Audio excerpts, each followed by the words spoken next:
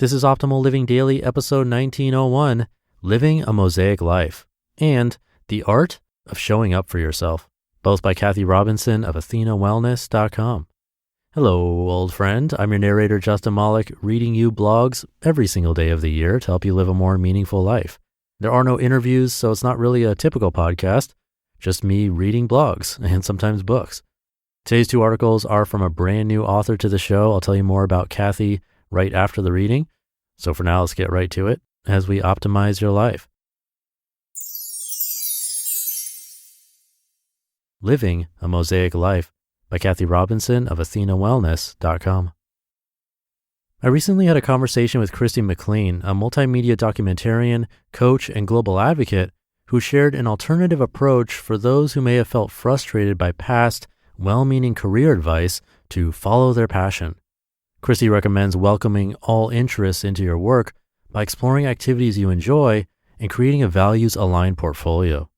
When she was creating her own portfolio many years ago and exploring themes running through her numerous passions, she asked herself this question: are there ways you can connect your passions in unusual and creative ways so you don't walk around feeling splintered and fractured, but instead make a beautiful mosaic of all these different things? I love the idea of a mosaic career. In fact, I love the idea of a mosaic life. The word mosaic traditionally means to use tiny parts to create a whole image or object. But the word originates from a Greek term meaning to muse, in other words, to reflect or meditate, to be absorbed in thought, to wonder and dream. I applaud those who know what they want to do early in their lives and never waver from that path. But for the rest of us, a mosaic life is such a gentle approach that takes the pressure off of finding that one thing. A mosaic, like a puzzle, suggests play. It feels like a wonderful invitation to allow our imaginations to wander amongst the things we love and welcome all the pieces of ourselves. The broader and more diversified, the better. If a mosaic approach sounds intriguing, I recommend a 3-part process that I've found to be effective. Gather, curate, and connect. Number 1, gather. This is the fun part where you get to collect all of your interests. They can be like clues or insights in the form of words, values, images, sayings, lyrics, poems, or quotes. You can recall times when you felt a sense of meaning and got lost in time. Maybe there are favorite books, blogs, movies, podcasts, or just times when you felt moved by something or someone. The things on your list don't need to make sense, nor do they need to have the potential to earn money. They just need to be things that stir you in some way. Number 2, curate. Next, highlight the items on your initial list that you feel completely drawn toward at this time. You can keep the full list for a later reference, but for now, whittle down your list as if curating an art collection, creating space so you can begin to honor and work with the items that are most enticing. And number 3, connect. Lastly, think of the type of life you'd like to live or continue living, which may include how to be of service or provide value in a new way. With that as a backdrop, begin to look for themes in your curated list. This may take experimentation over time to shape, tinker, and make some order out of the list. Here's how to put all of this into action. Select one thing from your list and take a small step toward it. You can do some research or schedule a bit of time to be in that space with all your heart.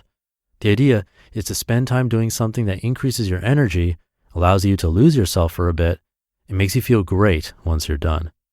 You may find, as I do, that if you do this routinely, your mood will elevate, and you'll naturally begin to spend more time doing the things you love. It doesn't happen overnight, but the more you enjoy this time, the more this sacred space you're creating will expand, as will your ability to become the mosaicist of your life. Journal reflections. If money, time, and family support were no object, how would you enjoy spending your time each day? What is the one thing you would like to spend time doing for the pure enjoyment of it? How might you take one step toward it? And I have another post for you in just a sec, but first, finding great candidates to hire can be like trying to find a needle in a haystack. Sure, you can post your job to some job board, but then all you can do is hope the right person comes along, which is why you should try ZipRecruiter for free at ZipRecruiter.com/old. ZipRecruiter does the work for you. When you post a job on ZipRecruiter, It gets sent out to over 100 top job sites with one click. Then ZipRecruiter's matching technology finds people with the right skills and experience for your job and actively invites them to apply. You get qualified candidates fast. So while other services may overwhelm you with applications to sift through, ZipRecruiter finds what you're looking for, the needle in the haystack.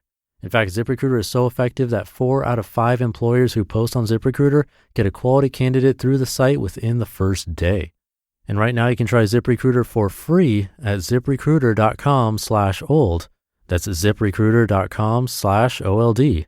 Just go to ZipRecruiter.com/old. ZipRecruiter, the smartest way to hire. The Art of Showing Up for Yourself by Kathy Robinson of AthenaWellness.com. The disappointment of a broken promise can make us feel unvalued, upset, and hurt. Whether intentional or unintentional, unkept promises erode trust over time. What about the promises we make to ourselves and don't keep? Those broken promises can be subtler and take shape in the form of what habitually remains unaddressed on our to-do lists. The result is the feeling of not honoring ourselves. As we look deeper, we usually find credible reasons we don't keep the promises we make to ourselves. Number 1, good intentions. We may have scheduled workouts in at the beginning of the week with the best intent, but we don't have a plan B when life happens, events occur. Number 2, reality check. We may be making plans as the person we are striving to become, a stronger athlete with a solid routine, rather than where we are right now, a novice runner, and overcommit to what can be accomplished at this point in time. And number 3, vagueness. We may set intentions without defined expectations and timeframes, which become easy to delay since the intended outcome is unclear. Even though we may have sound explanations for not following through on our promises, the value of keeping our own word erodes, resulting in collateral damage to our most important relationship, the one with ourselves. When we are clear on how we want to feel, we can make mindful choices that move us closer to those feelings. For example, if we want to feel energized, but are only getting a few hours of sleep at night, we may want to create an evening routine that helps us wind down and encourages deep sleep. Here's a simple method to stay accountable to the commitments you make when implementing a change. Acknowledge where you are right now without judgment. Be clear on the anticipated outcome by defining ultimate expectations, including what needs to be done and in what time frame. Carve out time every day. The amount of time can be small, but aligned with your intended outcome. Identify potential roadblocks or challenges that can be proactively managed up front. And reinforce good behavior when promises are kept. Being deliberate with keeping promises is an ongoing practice. Consistent follow-through will start to build a muscle of commitment. By making your own needs a priority, not only will you be showing up for yourself, but you'll also have more capacity to show up for others in your life with energy and presence. Journal reflections. In what ways have you been showing up for yourself and for others in your life? Is there a healthy balance between the two? How might you adjust your external commitments to make room for your internal priorities? You just listened to the posts titled Living a Mosaic Life and The Art of Showing Up for Yourself, both by Kathy Robinson of AthenaWellness.com. And thank you to Kathy, our newest author to join our ever-growing list, although she was featured already over on Optimal Health Daily too. In episode 1223, you can hear an excerpt from her book, The Athena Principles, so you might want to check that out. She's a certified wellness coach and spent 25 years assessing the wellness of Fortune 500 companies. She's a speaker, podcaster, blogger, author, and coach. Come by her site, AthenaWellness.com. I have that linked in this episode's description. And thank you again to Kathy for letting us share her work.